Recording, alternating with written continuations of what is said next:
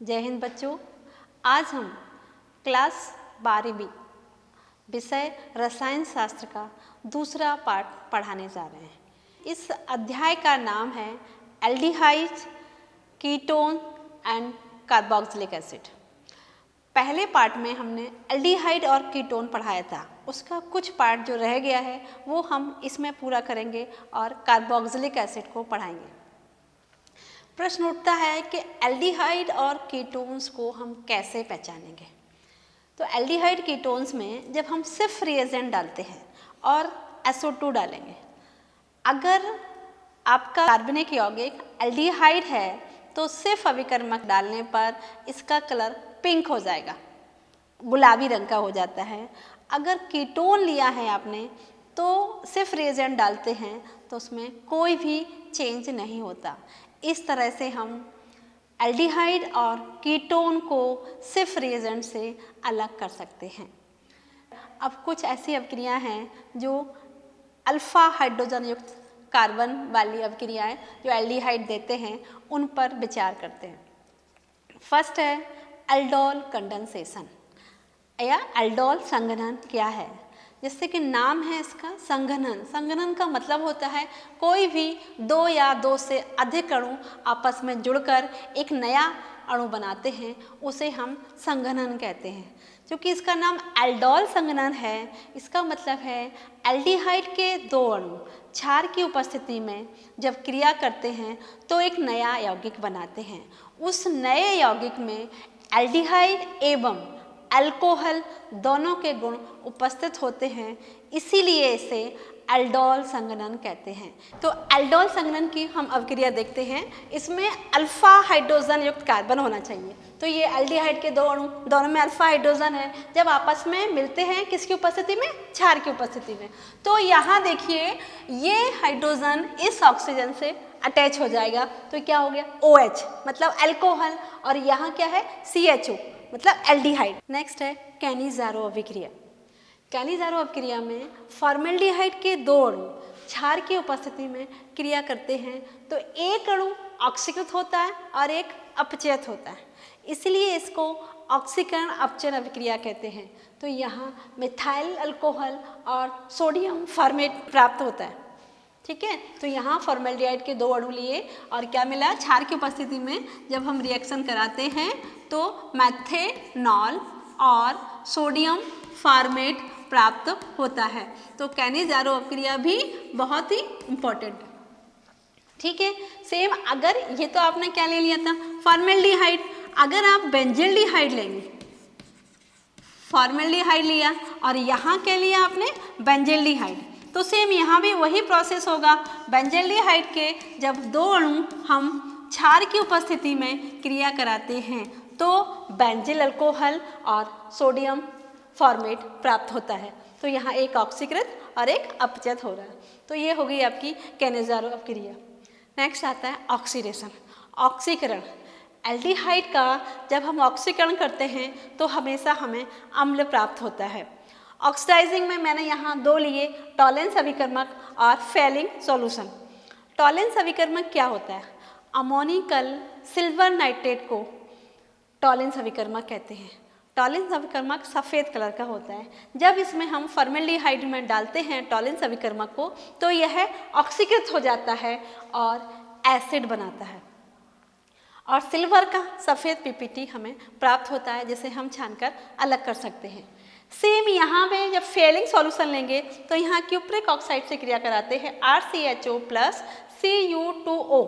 तो ये एल्डिहाइड इस ऑक्सीजन से ज्वाइन होके अम्ल बनाता है, RCOH बनाता है, और कॉपर अलग हो जाता है। कॉपर का कलर ब्राउन कलर का होता है और हमें अम्ल प्राप्त हो जाता है।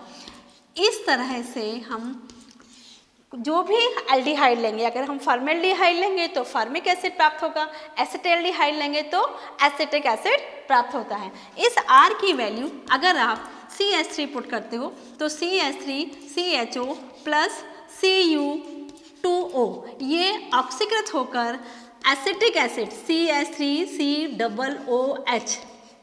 प्लस ये Cu एज इट इज रहेगा। ये एसिटिक एसिड या विनेगर, सिरका बहुत सारे नाम हैं, ये हमें प्राप्त हो जाता है। तो हमेशा जब एल्डिहाइड का आप ऑक्सीकरण करेंगे तो अम्ल ही प्राप्त होगा। नेक्स्ट है हैलोफॉर्म अवक्रिया। हैलोफॉर्म अवक्रिया में सबसे पहले हमने क्षार सोडियम हाइड्रोक्साइड लिया, सोडियम हाइड्रोक्साइड की हम हैलोजन से क्रिया कराते हैं तो हमें sodium halide and sodium oxy halide प्राप्त होता है। ये NaOH RCOCH3 से क्रिया करता है तो ये बनता है RCOONA प्लस CHX3। 3 मॉलिक्यूल्स हैं तो ये बन गया RCON sodium acetate plus CHX3, यही हैलोफॉर्म बन गया, इसलिए इसको बोलते हैं हैलोफॉर्म अभिक्रिया। अब हैलोफॉर्म में यहाँ दो हैं, क्लोरोफॉर्म और आइडोफॉर्म। आइडोफॉर्म क्वेश्चन ऐसा सकता है कि आइडोफॉर्म अभिक्रिया क्या है, इसे समझाइए, या आप एल्डिहाइड से या कीटोन से आइडोफॉर्म को कैसे बनाएंगे। तो यहाँ हमने ले लिया CH3CHO, मतलब ये क्या है, एसिटैल्डिहाइड। एसिटैल्डिहाइड को जब क्षार की उपस्थिति में आयोडीन से क्रिया कराते हैं, एसिटैल्डिहाइड की क्रिया कैसे कराते हैं, आयोडीन से, तो यहाँ देखिए एक तो ये बन गया HCOONA plus CHI3, HCONA plus CHI3, CHI3 को ही हम बोलते हैं आइडोफॉर्म, आइडोफॉर्म, ठीक है। प्लस प्लस थ्राइस H2O, ये यहाँ OH और इसके H से 3 मॉलिक्यूल्स वाटर के निकलते हैं और ये बनता है सोडियम आयोडाइड NaI। तो 3 मॉलिक्यूल्स सोडियम आयोडाइड के निकलते हैं। मेन इसमें जो प्रोडक्ट है वो क्या है, आइडोफॉर्म, इसलिए इसको आइडोफॉर्म अभिक्रिया भी कहते हैं। आइडोफॉर्म में क्या है, एसिटैल्डिहाइड आयोडीन से क्रिया करता है, किसकी उपस्थिति में, क्षार की उपस्थिति में, तो हमें आइडोफॉर्म प्राप्त होता है, इसलिए इसको आइडोफॉर्म अभिक्रिया कहते हैं। सेम हमने यहाँ कीटोन लिया, आर की वैल्यू हमने CH से पुट की तो क्या बोलेंगे इसको, एसीटोन। ये एसीटोन आयोडीन से क्रिया करता है तो यहाँ भी सेम CHI3 भी बनेगा, CHI3 और HCONA, CHI3 और ये बन गया CH3CONA COONA। एक साथ लिखेंगे तो क्या बोलेंगे, CH3COONA plus sodium iodide plus water. तो यहाँ दोनों रिएक्शन में हमें आइडोफॉर्म प्राप्त होता है, इसलिए इसको आइडोफॉर्म अभिक्रिया कहते हैं। क्लोरोफॉर्म, अगर आप आयोडीन की जगह हम क्लोरीन लेते तो हमें क्या मिलता, क्लोरोफॉर्म, तो उसको क्लोरोफॉर्म अभिक्रिया भी कहते हैं। नेक्स्ट है क्लेमेंसन अपचयन। क्लेमेंसन अपचयन मुख्यतः सोडियम अमलगम की उपस्थिति में होता है। तो एल्डिहाइड या कीटोन को सोडियम अमलगम की उपस्थिति में अपचयित करते हैं तो हमें एल्केन प्राप्त होता है। जैसे यहाँ मैंने ये ले लो आप CH3H, मतलब क्या हो गया है, एस्टैल्डिहाइड। एस्टैल्डिहाइड जब हाइड्रोजन से क्रिया करेगा तो यहाँ CH3 और ये H और CH2 दोनों को मिलाएंगे तो क्या बनेगा, ये इथेन। इथेन और पानी के अणु H2O, 2 H यहाँ लग गए और 2 H मिलके वाटर निकल जाएगा। तो क्लेमेंसन अपचयन में हमें इथेन प्राप्त होता है। अगर आप एसीटोन, यहाँ ये है NH2NH2 हाइड्रोजन, हाइड्रोजन की उपस्थिति में अगर आप क्रिया कराते हैं, ये हम ले लेते हैं कीटोन, मतलब एसीटोन लिया और तो फिर यहाँ पर ये H2 और ये O, ठीक है, तो पानी निकल गया, ये नाइट्रोजन यहाँ ज्वाइन हो जाएगा। सेम देखिए ये CH3 और ये CH3 डबल बॉन्ड N और ये NH2 एज इट इज रहा, ठीक है। ये बन गया आपका एसिटैल्डिहाइड, एसिटाइल अमोनिया, एक इंटरमीडिएट कंपाउंड बना, फिर से क्षार की उपस्थिति में क्रिया करता है तो नाइट्रोजन बाहर निकल जाता है और हमें CH3 एंड CH3, ये 3 कार्बन हैं तो इसे क्या बोलेंगे, प्रोपेन। तो हमें प्रोपेन प्राप्त होता है और ये नाइट्रोजन गैस बाहर निकल जाती है। तो कीटोन या एल्डिहाइड कुछ जो लेंगे उसी के आधार पर उसका हमें एल्केन प्राप्त होगा। अगर एल्डिहाइड लेंगे तो इथेन प्राप्त होगा और कीटोन एसीटोन लेते हैं तो हमें 3 कार्बन है तो मतलब हमें प्रोपेन प्राप्त होता है। अब आ गया रिडक्शन। अपचयन हमें करना है किसकी उपस्थिति, किसके साथ, हाइड्रोजन आयोडाइड के साथ। जब हम एल्डिहाइड का अपचयन करते हैं हाइड्रोजन आयोडाइड के साथ, तो यहाँ एल्डिहाइड को जब हम रेड फास्फोरस, लाल फास्फोरस की उपस्थिति में हाइड्रोजन आयोडाइड से क्रिया कराते हैं तब भी हमें एल्केन प्राप्त होता है। मतलब यहाँ हमें ईथेन प्राप्त होता है और आयोडीन गैस बाहर निकलती है। ठीक है, तो ये CH3 यहाँ पर ये हाइड्रोजन यहाँ जुड़ जाएगा तो CH3 और H2O और आयोडीन गैस बाहर निकल जाती है। अगर आप एसीटोन लेते हैं, एसीटोन को लेंगे हम किसकी उपस्थिति में, वही सेम रेड फास्फोरस, लाल फास्फोरस की उपस्थिति में क्रिया कराते हैं। तो यहाँ चूँकि यहाँ 3 कार्बन थे 1 2 3, उसी के अकॉर्डिंग हमें एल्केन प्राप्त होता है। तो इसका नाम क्या हो जाएगा, प्रोपेन। तो आप हाइड्रोजन आयोडाइड से रिड्यूस करो या क्लेमेंसन से करो, दोनों ही स्थितियों में हमें एल्केन प्राप्त होता है। मतलब एल्डिहाइड अपचयन पर एल्केन देते हैं। नेक्स्ट है इलेक्ट्रोफिलिक प्रतिस्थापन। वो अभिक्रियाएं देना है जो इलेक्ट्रोफिलिक प्रतिस्थापन को प्रदर्शित करती हूँ। तो इसमें फर्स्ट है हैलोजनीकरण। मतलब एल्डिहाइड हैलोजन से क्रिया करता है, तो हमने हैलोजन में यहाँ क्या ले लिया, क्लोरीन। आप इसको क्लोरीनीकरण भी बोल सकते हैं। तो यहाँ जब क्लोरीन क्रिया करता है तो ये क्या बनता है, COCl और HCl बाहर निकल जाता है, तो बन गया बेंजोइल क्लोराइड। मतलब जब एल्डिहाइड बेंजल्डिहाइड क्लोरीन से क्रिया करता है तो बेंजोइल क्लोराइड प्राप्त होता है। सेम है नाइट्रीकरण। नाइट्रीकरण में जब बेंजल्डिहाइड कंसंट्रेट शांत नाइट्रिक अम्ल से क्रिया करता है तो यह मेटा पोजीशन पर, मेटा डायरेक्टिंग ग्रुप है, मतलब जो भी इनकमिंग ग्रुप आएगा वो किस पोजीशन पे आएगा, मेटा। यहाँ होता है आर्थो, मेटा और ये पैरा। तो इस पोजीशन पर नाइट्रोजन जोड़ा हुआ है, इसलिए क्या बोलेंगे, मेटा नाइट्रो बेंजल्डिहाइड। नाइट्रीकरण क्यों कहा है, क्योंकि हमने इसमें नाइट्रिक अम्ल से क्रिया करी। तो जब बेंजल्डिहाइड नाइट्रिक अम्ल से क्रिया करता है तो नाइट्रो बेंजल्डिहाइड प्राप्त होता है। इसका नाम क्या हो जाएगा, नाइट्रो बेंजल्डिहाइड। इसलिए इसको हम नाइट्रीकरण कहते हैं, नाइट्रो बेंजल्डिहाइड।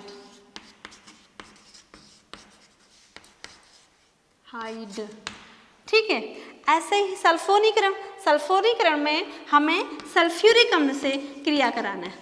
जब बेंजल्डिहाइड सल्फ्यूरिक अम्ल से क्रिया करता है तो यहाँ मेटा पोजीशन पर आपको ये तो CHO जोड़ दिया और यहाँ क्या जोड़ना है आपको, HSO3। 3 क्यों, एक ऑक्सीजन एक यहाँ का हाइड्रोजन और ये H मिलके क्या निकल जाता है यहाँ पर, H2। ठीक है, तो ये जितनी भी, चाहे वो नाइट्रीकरण हो, सल्फोनीकरण हो, हैलोजनीकरण हो, सभी किस पोजीशन पे होंगी, मेटा पोजीशन पे, क्योंकि बेंजल्डिहाइड मेटा डायरेक्टिंग ग्रुप है। तो ये सारी अभिक्रियाएं इलेक्ट्रोफिलिक प्रतिस्थापन के उदाहरण हैं। लास्ट है इसका उपयोग। तो जो भी एल्डिहाइड्स हैं, एल्डिहाइड्स का मेन फर्स्ट है एज ए गुड सॉल्वेंट है, एक ब्लैक के रूप में काम करते हैं। प्लस फॉर्मेल्डिहाइड, इसमें हमारे पास 3 हैं, फॉर्मेल्डिहाइड, एसिटल्डिहाइड और बेंजल्डिहाइड। फॉर्मेल्डिहाइड को आप 40% पानी का डिजोल्व करो तो एक सॉल्यूशन बनता है, उसे बोलते हैं फॉर्मेलिन का विलयन। फॉर्मेलिन के विलयन में हम जितने भी प्रिजर्वेटिव हैं, जो भी इंसेक्ट्स होते हैं, बायोलॉजी की लैब में काम करते हैं, तो उसमें हम डिप करके रख देते हैं तो वो इंसेक्ट्स या वो स्पेसिमेन खराब नहीं होते, तो प्रिजर्वेटिव के रूप में यूज़ किया जाता है। तो फॉर्मेल्डिहाइड का जो सॉल्यूशन, जो विलयन है जैसे फॉर्मेलिन, उसका उपयोग हम प्रिजर्वेटिव के रूप में करते हैं। एसिटल्डिहाइड, एसिटल्डिहाइड एसिटिक एसिड बनाने में काम आता है, तो एसिटिक एसिड भी हम एल्डिहाइड से बनाते हैं। प्लस बेंजल्डिहाइड का मेन जो उपयोग है वो किसमें, इत्र बनाने में। जो परफ्यूम इंडस्ट्री है उसमें सबसे ज़्यादा बेंजल्डिहाइड का उपयोग होता है। इस तरह से ये हमारा जो बेंजल्डिहाइड, जो एल्डिहाइड और कीटोन्स का जो वो टॉपिक था वो कंप्लीट हो गया। नाउ नेक्स्ट आता है एसिड। एसिड में, एसिड जिसमें क्या होता है, RCOOH, कार्बोक्सिलिक अम्ल, जो उसमें ग्रुप है वो क्या है, कार्बोक्सिलिक समूह पाया जाता है, उन्हें हम बोलते हैं एसिड। अब इस R की जगह एक तो हमें क्या लिखना है, CH3COOH, इसको बोलते हैं एसिटिक एसिड, और एक है HCOOH, ये दोनों ही हमारे सिलेबस में है। एसिटिक एसिड यही विनेगर जो आपका सिरका है, ये वही है, जनरल हम भाषा में इसको क्या बोलते हैं, सिरका, और इसे बोलते हैं फॉर्मिक एसिड। क्यों बोलते हैं इसको फॉर्मिक एसिड? लैटिन लैंग्वेज में फॉर्मिक अम्ल, ये रेड एंट से, लाल चींटी से प्राप्त हुआ था। फॉर्मिक एसिड, लाल चींटी को लैटिन भाषा में फॉर्मिका बोलते हैं, तो चींटी से प्राप्त हुआ है इसलिए इसका नाम रख दिया फॉर्मिक अम्ल। और एसिटिक अम्ल विनेगर है जो हम लोग अचार में यूज़ करते हैं। तो अब हम दोनों को कैसे बनाएंगे, फॉर्मिक एसिड और एसिटिक एसिड को कैसे बनाएंगे, उसके बनाने की विधि हम बताते हैं। अम्ल को बनाने की विधियाँ, तो पहला है अल्कोहल के ऑक्सीकरण से। अल्कोहल का जब हम ऑक्सीकरण करते हैं तो हमें एल्डिहाइड, और फिर एल्डिहाइड करते हैं तो हमें अम्ल प्राप्त होता है। यहाँ हमने डायरेक्ट ये क्या लिया, मेन यहाँ से देखिए ये एल्डिहाइड है, एल्डिहाइड को ऑक्सीकृत करके भी अम्ल बनता है, लेकिन पहले चूँकि हमें अल्कोहल का ऑक्सीकरण करना है तो ये हमने ले लिया मेथेनॉल। मेथेनॉल का ऑक्सीकरण करते हैं तो ये फॉर्मिक एसिड प्राप्त होता है। ये क्या मिला हमें, फॉर्मिक अम्ल। कैसे लिया, HCOOH, ठीक है, इसको आप तोड़ देंगे तो यहाँ से काउंट करेंगे HCOOH, ये हमें फॉर्मिक अम्ल प्राप्त होता है। सेम इथाइल अल्कोहल लेंगे, इथाइल चूँकि यहाँ एक कार्बन था तो फॉर्मिक अम्ल, यहाँ 2 कार्बन है तो क्या मिलेगा हमको, एसिटिक अम्ल, ये हमें एसिटिक अम्ल प्राप्त हो रहा है। तो जब हम इथेनॉल लेते हैं और इसका ऑक्सीकरण करते हैं तो एसिटिक अम्ल प्राप्त होता है। सेम अगर आप बेंजिल अल्कोहल लेते हैं, बेंजिल अल्कोहल में यहाँ C6H5COOH और पानी का अणु एक बाहर निकल जाता है। मतलब जब हम अल्कोहल का ऑक्सीकरण करते हैं तो हमें अम्ल प्राप्त होता है। सेम अगर आप एल्डिहाइड को भी ऑक्सीकृत करते हैं तो भी हमें अम्ल प्राप्त होता है। सेम अगर हमने यहाँ ले लेते हैं HCHO, जब इसको ऑक्सीडाइज करोगे तो सबको जोड़ दो HCOOH, तो क्या मिल गया हमको, फॉर्मिक अम्ल। अगर आप R की वैल्यू यहाँ CH3 पुट करते हैं, CH3CHO प्लस अगेन O, सभी को ज्वाइन करो तो CH3COOH, ये हमें क्या मिल गया, एसिटिक अम्ल। जो भी आप एल्डिहाइड लेंगे उसी के आधार पर हमें अम्ल प्राप्त होता है। मतलब अल्कोहल और एल्डिहाइड दोनों का अगर हम ऑक्सीकरण करते हैं तो हमें अम्ल प्राप्त होता है। नेक्स्ट आता है अल्काइल साइनाइड के जल अपघटन से, अमाइडों के जल अपघटन से। RCN को अगर अल्काइल साइनाइड को आप वाटर में डिजोल्व कर दो तो ये डायरेक्ट, वैसे ये 2 विधि में होता है, पहले ये अमाइड में कन्वर्ट होता है और फिर जाके अम्ल बनाता है। तो RCN अल्काइल साइनाइड को आप पानी में जब घोलते हो तो इसके 2 अणु ले लेते हैं पानी के, तो ये डायरेक्ट देखिए ये बन गया RCOOH।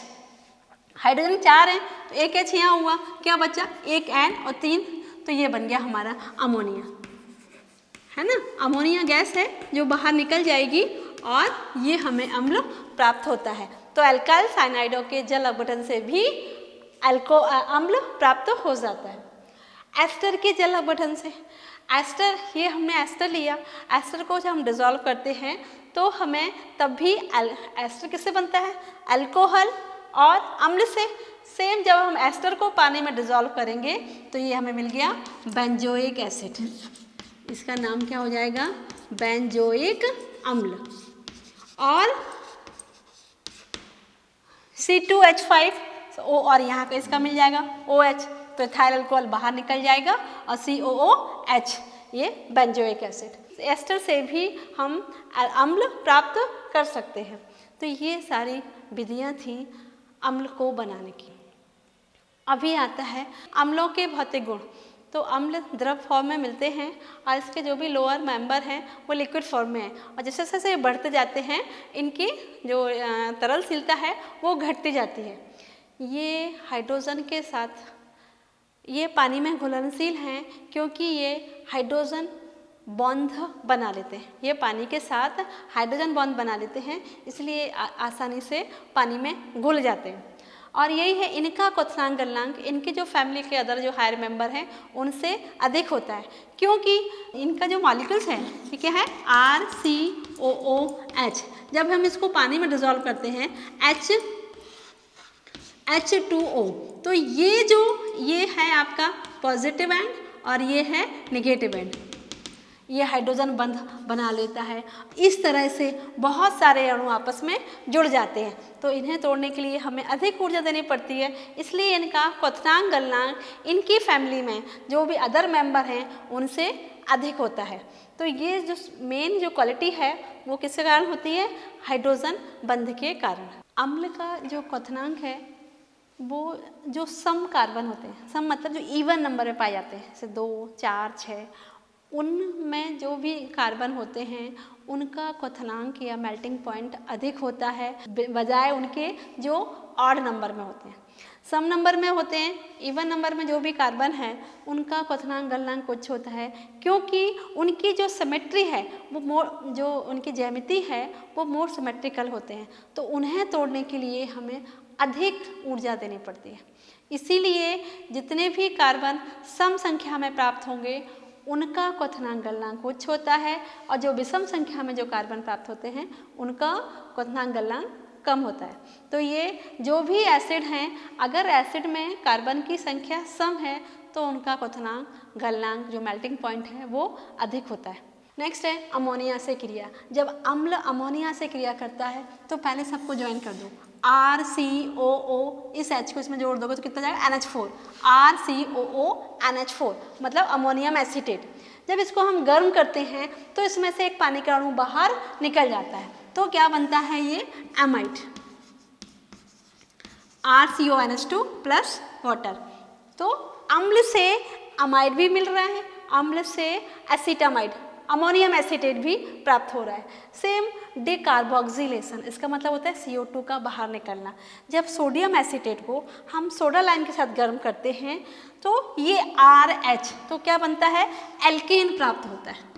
ये मिल गया हमको alkene, sodium acetate react with soda lime, तो यहाँ इसका R और H, बाकी ये जो बचा दिख रहा है उन सबको हम ज्वाइन कर देते हैं, Na2CO3 सोडियम कार्बोनेट हमें प्राप्त होता है। बसी अम्लों से जब हम कैल्शियम एसीटेट, कैल्शियम ये क्या है, कैल्शियम एसीटेट को जब गर्म करते हैं तो हमने बताया CaCO3 ये निकल जाता है और ये बनता है CH3CO, मतलब हमें एसीटोन प्राप्त होता है। अभी है अपचयन। अम्ल का जब हम अपचयन करते हैं तो हमें अल्कोहल प्राप्त होता है। ये हमने ले लिया एसिटिक एसिड। एसिटिक एसिड जब लिथियम एल्यूमिनियम हाइड्राइड LiAlH4 की उपस्थिति में हम अपचयन करते हैं तो इसके अणु यहाँ जुड़ जाएंगे, तो CH3CH2OH हमें इथाइल अल्कोहल प्राप्त होता है। ये क्या हो गया, एथिल अल्कोहल। ठीक है, तो अम्ल का अगर आप अपचयन करेंगे तो क्या मिलेगा, हमें अल्कोहल प्राप्त होगा। हुंसडीगर अभिक्रिया एक इम्पॉर्टेंट अभिक्रिया है, इसमें सिल्वर एसीटेट लेते हैं RCOOAg मतलब सिल्वर का कोई भी लवण लेते हैं और उसको हम ब्रोमीन से क्रिया कराते हैं तो हमें एक तो मिल जाएगा AgBr और एक मिलता है RBr और CO2 गैस बाहर निकल जाती है, तो RBr प्लस सिल्वर ब्रोमाइड और प्लस CO2 गैस बाहर निकल जाएगी। इस R की जगह आप किसी CH3 की वैल्यू पुट करोगे तो यहाँ CH3Br प्राप्त हो जाएगा। तो इस तरह से ये सारी अभिक्रियाएं थी अम्ल की। भौतिक और रासायनिक गुण हो गए। अभी इनका उपयोग वही मेन उपयोग तो वही विलायक के रूप में है, एस्टर बनाने में भी अल्कोहल का उपयोग एस्टर बनाने में भी करते हैं। साबुन जो बसी अम्ल हैं, हायर बसी जो फैटी एसिड्स होते हैं उनसे हम साबुन बनाते हैं, सोप इंडस्ट्री में इनका सबसे ज़्यादा उपयोग होता है। इस तरह से ये हमारा चैप्टर कंप्लीट होता है। अभी कुछ क्वेश्चंस देते हैं होमवर्क के लिए।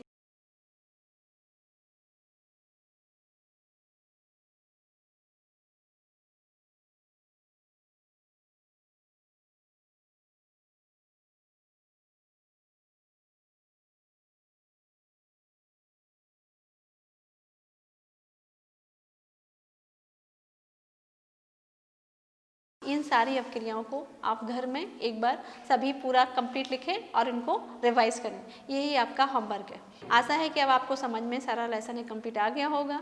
Thank you. जय हिंद बच्चों।